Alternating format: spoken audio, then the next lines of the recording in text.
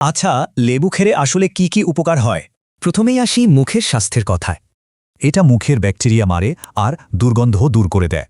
দ্বিতীয়ত, এটা কিন্তু কোলেস্টেরলও কমায়। রোজ লেবুর রস খেলে কোলেস্টেরলের লেভেল নিয়ন্ত্রণে থাকে। 3 নম্বর উপকারিতা হলো এটা হজমে সাহায্য করে। এর সাইট্রিক অ্যাসিড খাবার দ্রুত হজম করতে দারুণ কাজ করে। আর চতুর্থটা হলো এটা শরীরকে ভেতর থেকে পরিষ্কার করে।